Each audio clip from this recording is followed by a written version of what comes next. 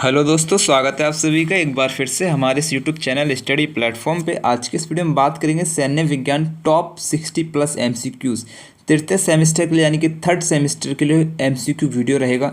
Major minor दोनों subject के लिए वीडियो रहेगा। तो देखो, बिना किसी देरी के स्टार्ट करते हैं सारे क्वेश्चन ना। एक बात और मैं आपको बताऊं कि इस वीडियो में 60+ यानी कि मैंने 80-90 क्वेश्चन सेलेक्ट किए हुए हैं, जो कि 60 क्वेश्चन में आपको देखने को मिल जाएंगे। बस रिक्वेस्ट है कि वीडियो को ना ध्यान से देखना है, एक भी क्वेश्चन को छोड़ना नहीं है, ठीक है। देखो समझते हैं। पहला क्वेश्चन आपसे पूछ रहा है, राष्ट्र राज्य प्रणाली का उदय किस संधि से माना जाता है। राष्ट्र राज्य प्रणाली जो है उसका उदय किस संधि से माना जाता है। वेस्टफालिया की संधि से माना जाता है। एक बात और यहाँ पे समझो, जो वेस्टफालिया की संधि है, यानी कि जो एक युद्ध हुआ था जिसको 30 वर्षीय युद्ध कहते हैं, 1618 से 1648 के बीच में युद्ध चला था, तो उसको 30 वर्षीय युद्ध कहते हैं। तो 30 वर्षीय युद्ध का जो समापन हुआ था ना, जो खत्म हुआ था, वो वेस्टफालिया की संधि से हुआ था, ठीक है। और वेस्टफालिया की संधि का उदय कब होता है, तो 1648 में होता है। 1648 में होता है, जब 1648 में 30 वर्षीय युद्ध खत्म होता है। किससे होता है, वेस्टफालिया की संधि से 30 वर्षीय युद्ध खत्म होता है। इस बात को याद रखिएगा यहाँ पे, ठीक है। राष्ट्र राज्य प्रणाली का उदय जो होता है वेस्टफालिया की संधि से होता है। नेक्स्ट क्वेश्चन आपसे कह रहा है, राज्य के कितने तत्व होते हैं। तो राज्य के ना 4 तत्व होते हैं। राज्य के 4 तत्व होते हैं। एक होता है जनसंख्या, निश्चित भूभाग और सरकार और संप्रभुता, ठीक है। जो राज्य होता है आपका, उसमें एक आपकी क्या होनी चाहिए, एक निश्चित भूभाग होना चाहिए, उसमें रहने के लिए क्या कहते हैं उसको, जनसंख्या होनी चाहिए। फिर जनसंख्या को नियंत्रित करने के लिए सरकार होनी चाहिए, और सरकार के पास संप्रभुता होनी चाहिए। तो ये 4 राज्य के तत्व होते हैं, यानी कि 4, एक राज्य जो बनता है वो 4 तत्वों को मिला के बनता है, ठीक है। आपका जो एग्जाम पेपर रहेगा मिलिट्री साइंस का, वो मेरे इस नंबर पे आप सेंड कर सकते हैं, जिसके आंसर की मैं आपको नेक्स्ट वीडियो में बताने की कोशिश करूंगा, ठीक है। और आप अपने आंसर चेक कर लेना कि आपके कितने क्वेश्चन सही हैं, कितने गलत हैं, ठीक है। और 22 नंबर पर एक बात मैं आपको बताऊँ, आपको जो है 75 नंबर का क्वेश्चन पेपर आ रहा है, जिसमें से आपको 65 करने रहते हैं, और आपको 33% पर पासिंग मार्क्स मिल जाएंगे। तो 65 में से कितने क्वेश्चन हमें करें कि हमें 33% मिल जाए। तो एक नॉर्मल नंबर बताऊं मैं आपको 22 क्वेश्चन सही करने रहेंगे, आप पास हो जाएंगे, ठीक है। 22 से आपके 20 या 21 नहीं होने चाहिए, क्योंकि आपकी फिर बैक वगैरह लग सकती है। ये एक इन्फॉर्मेशन पॉइंट था, तो मैंने सोचा आपको बता दूँ, ठीक है। नेक्स्ट क्वेश्चन आपसे पूछ रहा है, निम्नलिखित में से किसने राज्य के तत्वों का वर्गीकरण किया है। जो राज्य के तत्व हैं ना, सरकार और संप्रभुता और जनसंख्या और निश्चित भूभाग, इसको जो है वर्गीकरण किसने किया है। राज्य को इन 4 पार्टों में किसने बांटा है। आंसर कर देंगे गार्नर ने बांटा है। किसने बांटा है, गार्नर ने बांटा है। ए इज द राइट आंसर, ठीक है। एक और पॉइंट इंपॉर्टेंट यहाँ पे आ रहा है कि राज्य की उत्पत्ति के कितने सिद्धांत होते हैं। देखो, अभी हमने कहा राज्य के जो पार्ट होते हैं, राज्य के जो पार्ट होते हैं, राज्य के जो तत्व होते हैं, वो हमारे 4 होते हैं। अभी कह रहा है उत्पत्ति के सिद्धांत, राज्य की उत्पत्ति के सिद्धांत कह रहा है, ठीक है। ध्यान से समझ लिए। एक होता है देवीय सिद्धांत, एक होता है शक्ति सिद्धांत, एक होता है मातृ सत्तात्मक सिद्धांत, एक होता है पितृ सत्तात्मक सिद्धांत, एक होता है ऐतिहासिक विकासवादी सिद्धांत। ये 5 पॉइंट आप यहाँ पे याद रखेंगे। राज्य की उत्पत्ति के 5 सिद्धांत होते हैं, 5 मैंने आपको बता दिए, याद करिएगा। अब इन्हीं पॉइंटों में एक एक पॉइंट और याद रखिए। जो देवीय सिद्धांत होता है वो सबसे पुराना सिद्धांत है, ठीक है।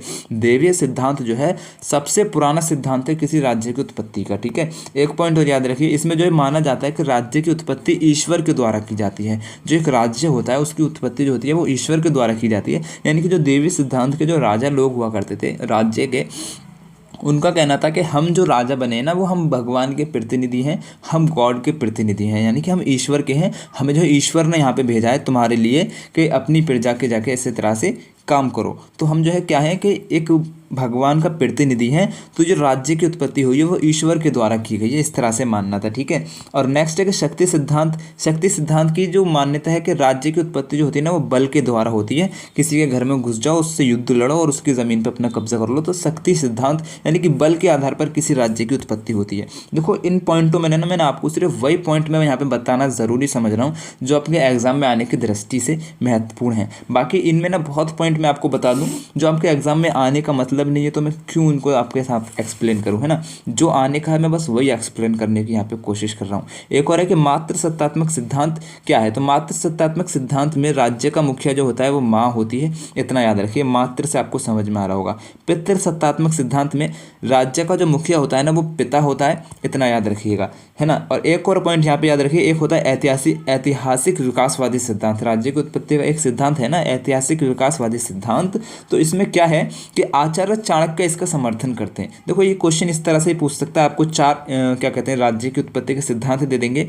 और क्वेश्चन पूछेगा कि आचार्य चाणक्य किस सिद्धांत का समर्थन करते हैं। तो आपको पता होना चाहिए ऐतिहासिक विकासवादी सिद्धांत का आचार्य चाणक्य जो है समर्थन करते हैं। ठीक है, एक पॉइंट और यहाँ पे याद रखिए, डार्विन से प्रभावित थे विकासवादी सिद्धांत के समर्थक। जो विकासवादी सिद्धांत के समर्थक थे वो डार्विन महोदय से प्रभावित थे, इस बात को भी याद रखिएगा। ठीक है, इसी पॉइंट में काफ़ी पॉइंट मैंने आपको बताने की कोशिश की है। 4 क्वेश्चंस आपको मैंने यहाँ पे बताए हैं, 4 से करीब 10 क्वेश्चंस मैंने करीब आपको बता दिए होंगे। इसी तरह से बहुत क्वेश्चन है जो एक दूसरे से कनेक्ट करके मैंने आपको समझाने की कोशिश की है। तो वीडियो में लास्ट तक रहिएगा, इससे बाहर कुछ भी नहीं आने वाला है, मैं आपको बस इतना और बता दूँ। देखो सबसे और नेक्स्ट क्वेश्चन आपसे पूछ रहा है, रक्षा एवं सुरक्षा में किसका कार्यक्षेत्र विस्तृत होता है। रक्षा और सुरक्षा में किसका कार्यक्षेत्र विस्तृत होता है, आंसर कर देंगे सुरक्षा का कार्यक्षेत्र विस्तृत होता है, by is the right answer. Next question आपसे कह रहा है, किसने कहा था सुरक्षा ही विकास है, विकास ही सुरक्षा है। सुरक्षा ही विकास है और विकास ही सुरक्षा है, ये किसने कहा था, तो रॉबर्ट मैकनमारा ने कहा था, by is the right answer. ठीक है, नेक्स्ट क्वेश्चन पे आने से पहले हमारा एक टेलीग्राम चैनल भी है जिसका लिंक आपको मैंने डिस्क्रिप्शन में दे दिया है। ठीक है, और इस टेलीग्राम चैनल पर आपको लास्ट ईयर के सारे क्वेश्चंस पेपर मैं प्रोवाइड करवाता रहता हूं। तो चैनल का लिंक जो डिस्क्रिप्शन में, लिंक पे क्लिक करके टेलीग्राम पे ज़रूर ज्वाइन कर लीजिएगा। लास्ट ईयर के सारे क्वेश्चंस मैंने आपको वहां दे दिए हैं और मेरे एक चैनल पे प्लेलिस्ट भी बना हुआ है, सॉल्व पेपर सॉल्व करके 3rd सेमिस्टर 5th सेमिस्टर ऐसे करके मैंने बता दिया कि 3rd सेमिस्टर के क्वेश्चन पेपर जो मैंने सॉल्व किए वो इस प्ले लिस्ट में है, 5th सेमिस्टर के जो क्वेश्चन पेपर सॉल्व किए वो मैंने इस लिस्ट में, इस यानी कि इस प्ले लिस्ट में है। तो आपको जो भी क्वेश्चन पेपर देखना हो प्ले लिस्ट पर क्लिक करिए, अपना पेपर सर्च देख लीजिए वहाँ पे, तो उस क्वेश्चन पेपर को भी आप देख सकते हैं। ठीक है, और आपको सिर्फ क्वेश्चन पेपर चाहिए तो आप टेलीग्राम पे भी जाके ले सकते हैं। ठीक है, नेक्स्ट क्वेश्चन आपसे कह रहा है, सिक्योरिटी किस भाषा का शब्द है। जो सिक्योरिटी है वो किस भाषा का शब्द है, याद रखेंगे लैटिन भाषा का शब्द है।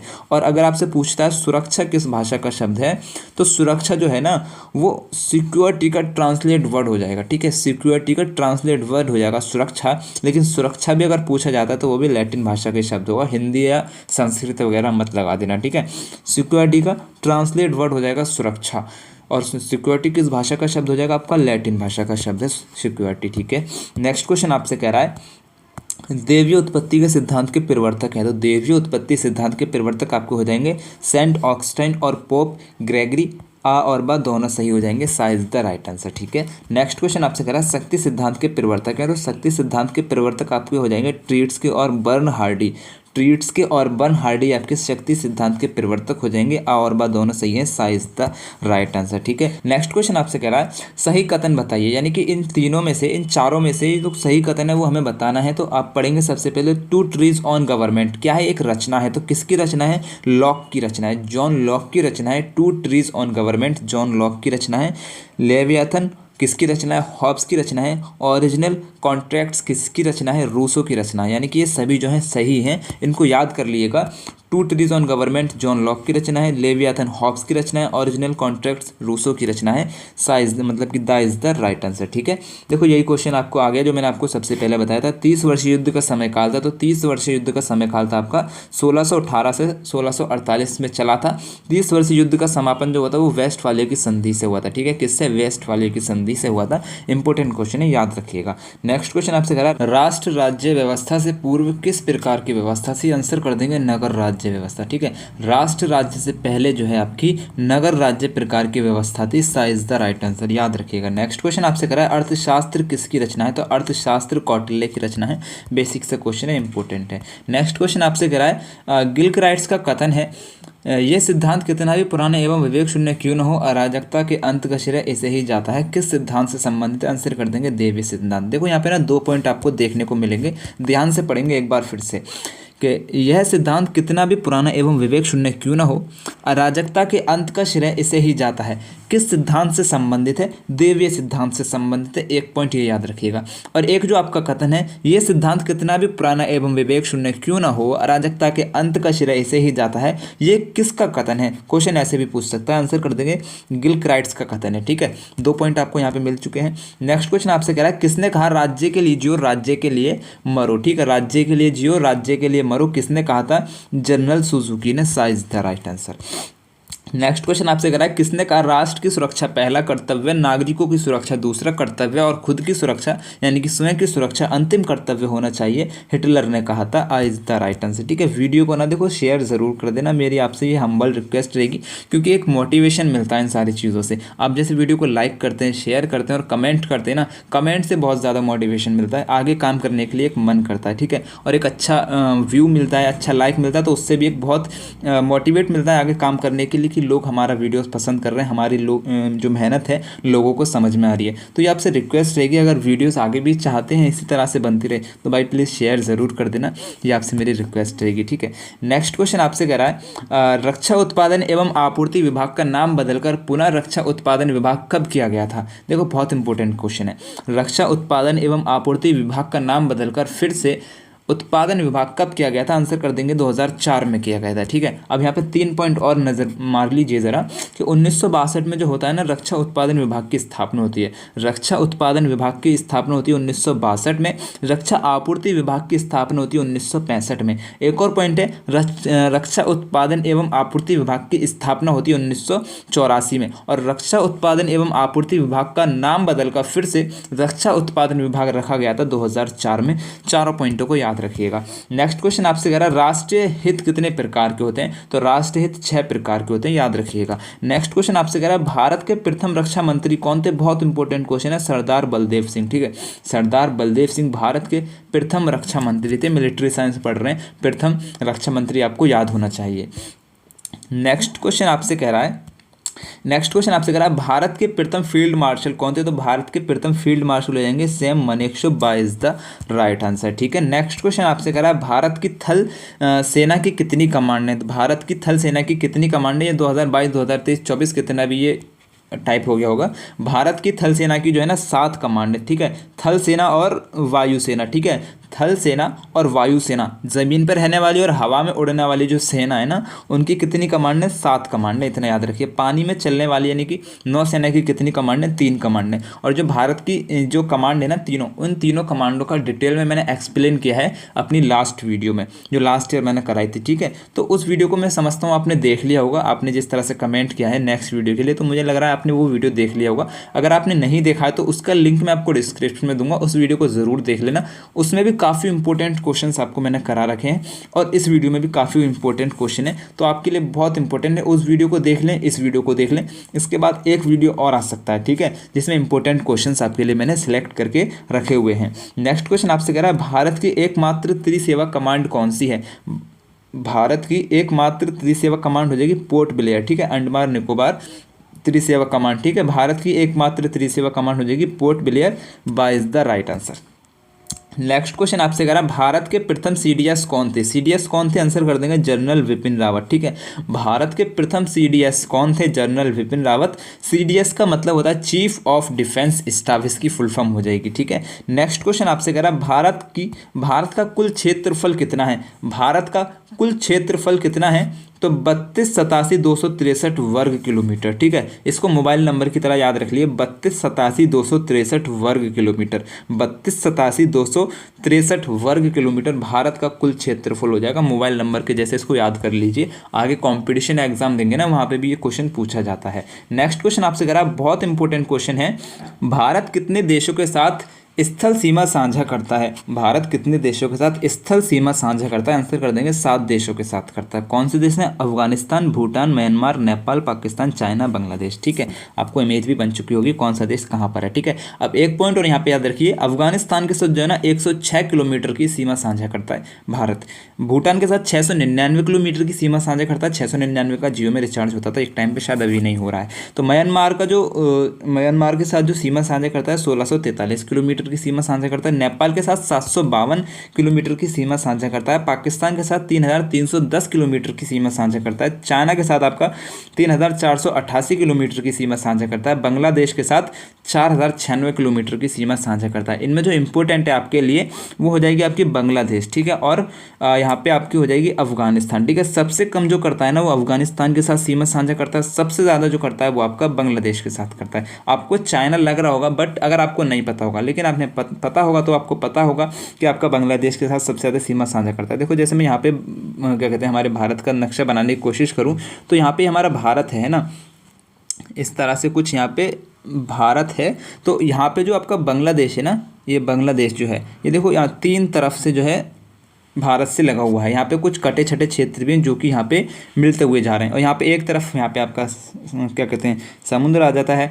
तो तीन तरफ से जो है भारत ने बांग्लादेश को घेरा हुआ है, तो तीन तरफ से बाउंड्री साझा करता है जो कि 4096 किलोमीटर की, जो कि सबसे ज़्यादा सीमा साझा करता है भारत के साथ, है ना, और सबसे कम अफगानिस्तान। इन पॉइंटों को आप याद रखिएगा। एक पॉइंट और यहाँ पे याद रखिएगा, पाकिस्तान और भारत की जो सीमा रेखा है उसको रेड क्लिफ के नाम से जाना जाता है। चाइना और भारत की जो सीमा रेखा है उसको मैकमोहन के नाम से जाना जाता है, ठीक है। इन दो पॉइंटों को यहाँ पे याद रखिएगा। नेक्स्ट क्वेश्चन आपसे कह रहा है भारत के प्रथम राष्ट्रीय सुरक्षा सलाहकार कौन थे? भारत के प्रथम राष्ट्रीय सुरक्षा सलाहकार कौन थे? याद रखेंगे ब्रजेश मिश्रा, ठीक है। भारत के प्रथम राष्ट्रीय सुरक्षा सलाहकार थे। इनका जो पद है 1998 में अस्तित्व में आया था, यानी कि ये 1998 में अस्तित्व में आया था। और सबसे पहले इस पद पर कौन बैठे थे? आंसर कर देंगे ब्रजेश मिश्रा, ठीक है। और वर्तमान में राष्ट्रीय सुरक्षा सलाहकार कौन हो जाएंगे आपके? अजीत डोवल, ठीक है। इन दोनों पॉइंटों को याद रखिएगा। नेक्स्ट क्वेश्चन आपसे करा इंपॉर्टेंट पॉइंट है कि एनएसए का पूर्ण रूप क्या है? एनएसए का फुल फॉर्म क्या है? आंसर कर देंगे national security adviser. National security adviser याद कर लेंगे, ठीक है। नेशनल सिक्योरिटी एडवाइज़र एनएसए का पूरा नाम हो जाएगा। नेक्स्ट क्वेश्चन आपसे कह रहा है भारतीय वायुसेना के वर्तमान अध्यक्ष कौन है? वर्तमान अध्यक्ष कौन है? ये 2023 में भी है, ठीक है। 2023 में भी वर्तमान अध्यक्ष कौन है? आंसर कर देंगे एयर चीफ मार्शल विवेक चौधरी, ठीक है। वीआर चौधरी, विवेक चौधरी। एयर चीफ मार्शल विवेक चौधरी जो हैं वर्तमान में वायुसेना के अध्यक्ष हो जाएंगे, याद रखेंगे। जनरल मनोज पांडे जो हैं थल सेना के अध्यक्ष हो जाएंगे। वर्तमान में एडमिरल आर हरि कुमार जो है नौसेना के अध्यक्ष हो जाएंगे, ठीक है। एडमिरल आर हरि कुमार जो है नौसेना के अध्यक्ष हो जाएंगे। मनोज पांडे जो है थल सेना के अध्यक्ष हो जाएंगे। एयर चीफ मार्शल विवेक चौधरी जो है आपके वायुसेना के अध्यक्ष हो जाएंगे। इन पॉइंटों को याद रखिएगा। ये टाइपिंग मिस्टेक हो चुका है, ये 2023 में भी है अभी, ठीक है। इस पॉइंट को याद रखिएगा। नेक्स्ट क्वेश्चन आपसे कह रहा है भारत पाकिस्तान सीमा पर कौन सा अर्धसैनिक बल गतिशत करता है, यानी कि रहता है? आंसर कर देंगे बीएसएफ रहता है, ठीक है। भारत और पाकिस्तान की सीमा पर बीएसएफ रहता है और बांग्लादेश की सीमा पर भी बीएसएफ रहता है, ठीक है। एक पॉइंट और याद रखिएगा, आईटीबीपी जो रहता है वो भारत और चाइना की बॉर्डर सीमा पर रहता है, ठीक है। आईटीबीपी जो रहता है भारत और चाइना की जो बॉर्डर सीमा है, सीमा रेखा है, वहाँ पे तैनात रहता है। इस पॉइंट को याद रखिएगा। नेक्स्ट क्वेश्चन आपसे कह रहा है 38वीं समांतर रेखा किन दो देशों के मध्य स्थित है? आंसर कर देंगे उत्तरी कोरिया एवं दक्षिणी कोरिया, ठीक है। उत्तरी कोरिया एवं दक्षिणी कोरिया के बीच में जो है 38वीं समांतर रेखा स्थित है। इस पॉइंट को याद रखिएगा। नेक्स्ट क्वेश्चन आपसे कह रहा है एक समुद्री मील में कितने किलोमीटर होते हैं? तो एक समुद्री मील में जो होते हैं ना 1.82 किलोमीटर होते हैं, ठीक है। 1.82 किलोमीटर बराबर होता है एक मील, ठीक है, याद रखिएगा। नेक्स्ट क्वेश्चन आपसे कह रहा है आईएमए का पूर्ण रूप क्या है? आईएमए का फुल फॉर्म क्या है? आंसर कर देंगे Indian Military Academy by is the right answer. Indian Military Academy को हम बोलते हैं आईएमए। नेक्स्ट क्वेश्चन आपसे कह रहा है सीमाएं तलवार की धार के समान होती हैं, कथन किसका है? बहुत इंपॉर्टेंट क्वेश्चन है, कर्जन का कथन हो जाएगा, ठीक है। सीमाएं जो होती हैं तलवार की धार के समान होती हैं, किसका कथन है? कर्जन का कथन है, याद रखिएगा। वीडियो को शेयर जरूर कर दीजिएगा, चैनल को सब्सक्राइब करके बेल आइकन को ऑन कर लीजिएगा। अपना जो क्वेश्चन पेपर है मेरे नंबर पर सेंड कर दीजिएगा जो आपको नीचे दिख रहा है, जिसके आंसर की मैं आपको नेक्स्ट पार्ट में बताने की कोशिश करूंगा। चेक कर सकते हैं कितने क्वेश्चंस आपके सही हैं, कितने गलत हैं। 33% पे पास हैं, 65 में से आपको 22 क्वेश्चन करने होंगे, आपके 33% बन जाएगा, आप पास हो जाएंगे, ठीक है। और 21 या 20 आते हैं तो आप बैक लग सकती है, इस बात को ध्यान रखिएगा। नेक्स्ट क्वेश्चन आपसे कह रहा है किसका कथन है सेना जो है पेट के बल चलती है? आंसर कर देंगे नेपोलियन का कथन है, जो सेना होती है पेट के बल चलती है। किसने कहा था? नेपोलियन ने कहा था। नेक्स्ट क्वेश्चन आपसे कह रहा है भारत में नाभिकीय कार्यक्रम के जनक कौन है? भारत में नाभिकीय कार्यक्रम के जनक कौन ने? आंसर कर देंगे होमी जहांगीर भाभा। होमी जहांगीर भाभा जो है नाभिकीय कार्यक्रम के जनक हो जाएंगे भारत में, ठीक है। और डॉक्टर विक्रम साराभाई जो है भारत में अंतरिक्ष कार्यक्रम के जनक हो जाएंगे, भारत में अंतरिक्ष कार्यक्रम के जनक हो जाएंगे। और एपीजे अब्दुल कलाम को जो है हम मिसाइल मैन के नाम से जानते हैं। बहुत सिंपल सा क्वेश्चन है। नेक्स्ट क्वेश्चन आपसे कह रहा है भारत की कुल थल सीमा कितनी है? भारत की कुल थल सीमा कितनी है? ये जो भारत हमने यहाँ बनाने की कोशिश की है, तो देखो ये 7 देशों के साथ सीमा साझा करता है, तो ये कुल सीमा कितनी है? आंसर कर देंगे 15,200 किलोमीटर, ठीक है। भारत की कुल थल सीमा कितनी है? 15,200 किलोमीटर। और भारत की, और यहाँ पे मैं आपको बताऊँ, भारत की जो क्या कहते हैं इसको, तट सीमा है ना, जो तट सीमा की कुल लंबाई है, जैसे यहाँ पे आपका गुजरात आ जाता है और ये पूरा आपका यहाँ से होते हुए गुजरता, तो ये कितनी है 7516.6 किलोमीटर की भारत की जो है तट सीमा रेखा है। ठीक है, भारत की तट सीमा कितनी है 7516.6 किलोमीटर और भारत की थल सीमा है आपकी 5200 किलोमीटर। इस बात को याद रखिएगा।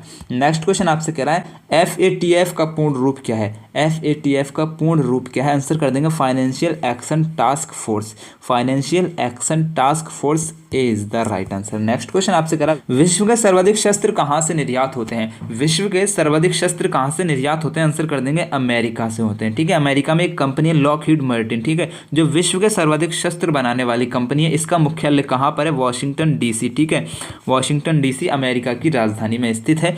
और नेक्स्ट पॉइंट इसी में है कि विश्व का दूसरा सर्वाधिक शस्त्र निर्यात देश है। सबसे ज्यादा शस्त्र बनाने वाला दूसरा देश कौन सा हो जाएगा, आंसर कर देंगे रूस हो जाएगा। इसी क्वेश्चन में 2 पॉइंट और मैं आपको बताऊं, विश्व का सर्वाधिक शस्त्र आयात देश हो जाएगा आपका सऊदी अरब। ठीक है, सऊदी अरब में सबसे ज्यादा शस्त्र जो है आयात किए जाते हैं, खरीदे जाते हैं। दूसरे नंबर पे आ जाता है भारत। विश्व का दूसरा सर्वाधिक शस्त्र आयात देश हो जाएगा भारत।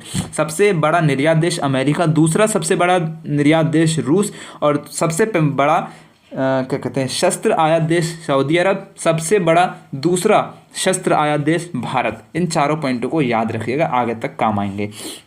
नेक्स्ट क्वेश्चन आपसे करा है गोल्डन क्रीसेंट किन देशों को कहा जाता है। तो गोल्डन क्रीसेंट आपका पाकिस्तान, ईरान, अफगानिस्तान आदि देशों को कहा जाता है, यानी कि उपरोक्त सभी इन सभी को गोल्डन क्रीसेंट कहा जाता है। नेक्स्ट क्वेश्चन आपसे कह रहा है सर्वाधिक सैन्य बजट किस देश का है। सबसे ज़्यादा सैन्य बजट किस देश का है, आंसर कर देंगे अमेरिका का है। ठीक है, सबसे ज़्यादा सैन्य बजट किसका है, अमेरिका का है। दूसरे नंबर पर आपका कौन आ जाता है, दूसरे नंबर पर आपका चीन आ जाता है। तीसरे नंबर पर आपका रूस आ जाता है। चौथे नंबर पर आपका भारत आ जाता है। ठीक है, अभी कुछ यानी कि 2021 जो था ना, उस टाइम पे भारत जो ना तीसरे नंबर पे था। ठीक है, और आपका मेरे ख्याल से चौथे नंबर पे आपका जर्मनी था, जो कि अभी नीचे चला गया, रूस आ चुका है। तीसरे नंबर पे भारत आ चुका है चौथे नंबर पे, और शायद जर्मनी 5वें नंबर पर है, इतना ध्यान नहीं है थोड़ा।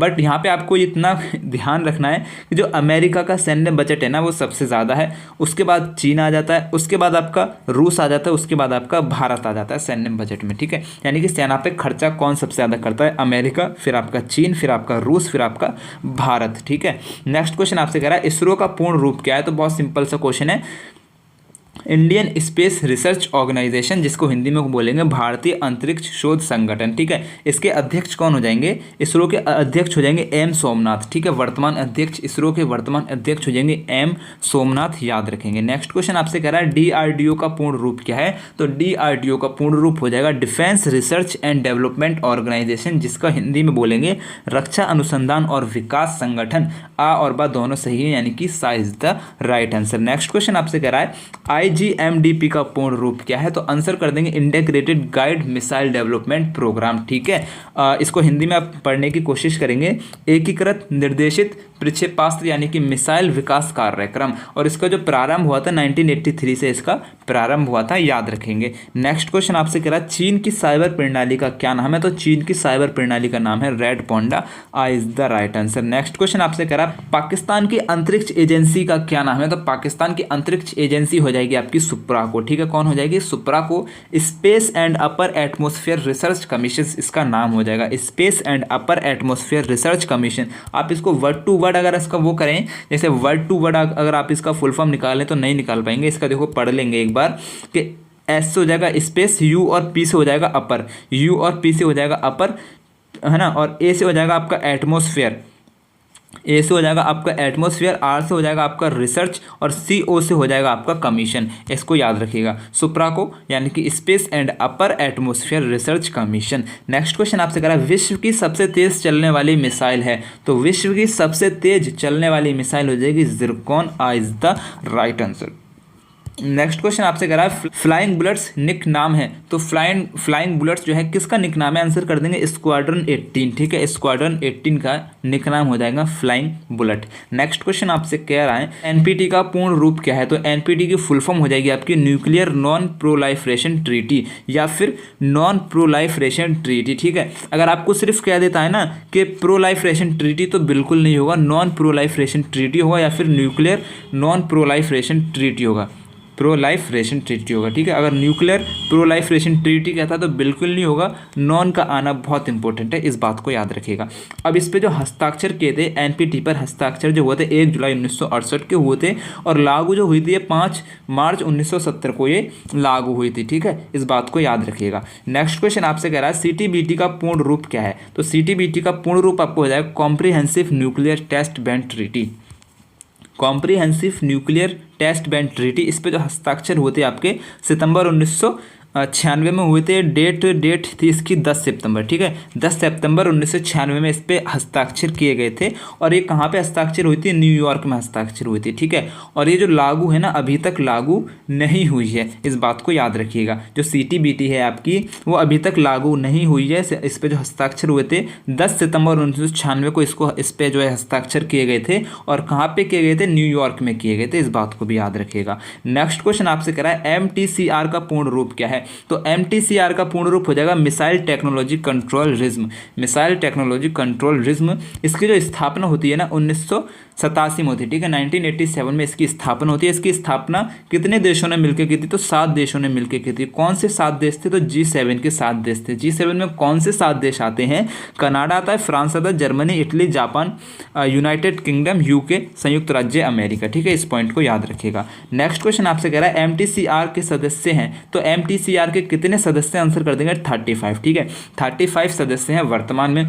एमटीसीआर का सदस्य भारत एमटीसीआर का सदस्य बना था 27 जुलाई 2016 को। ठीक है, 27 जुलाई 2016 को भारत जो है एमटीसीआर का सदस्य बना था। वर्तमान में कितने सदस्य हैं, 35 सदस्य हैं। ठीक है, नेक्स्ट क्वेश्चन आपसे कह रहा है एनएमडी का पूर्ण रूप क्या है, तो एनएमडी का पूर्ण रूप हो जाएगा नेशनल मिसाइल डिफेंस। ठीक है, एनएमडी का पूर्ण रूप हो जाएगा नेशनल मिसाइल डिफेंस, जिसकी स्थापना कब होती है, 2001 में इसकी स्थापना होती है, इस बात को भी याद रखिएगा। ठीक है, इसका हिंदी में और मतलब जान लीजिए, राष्ट्रीय मिसाइल रक्षा। ठीक है, राष्ट्रीय मिसाइल रक्षा इसका मतलब हो जाएगा हिंदी में, तो सा इज द राइट आंसर। ठीक है, तो यहाँ पे आपके देखो 60 प्लस यानी कि 61 क्वेश्चन कराएं। 61 क्वेश्चन में मेरे ख्याल से आपको काफ़ी क्वेश्चंस यहाँ पे आपको देखने को मिले होंगे। उम्मीद करता हूँ वीडियो देखो पसंद आया होगा और आपने यहाँ तक सपोर्ट किया, इसके लिए आपका दिल से शुक्रिया। एक व्हाट्सअप चैनल और एक टेलीग्राम चैनल है जिसका लिंक आपको डिस्क्रिप्शन में मिल जाएगा, दोनों को ज्वाइन जरूर कर लीजिएगा। टेलीग्राम पर आपको लास्ट ईयर के क्वेश्चन पेपर मिल जाएंगे, व्हाट्सअप पर मैं आपको इन्फॉर्मेशन देता रहता हूँ अपनी वीडियोज़ के बारे में। मेरी तरफ से आप सभी को बेस्ट ऑफ लक रहेगा। तो ठीक है, फिर अल्लाह हाफिज़।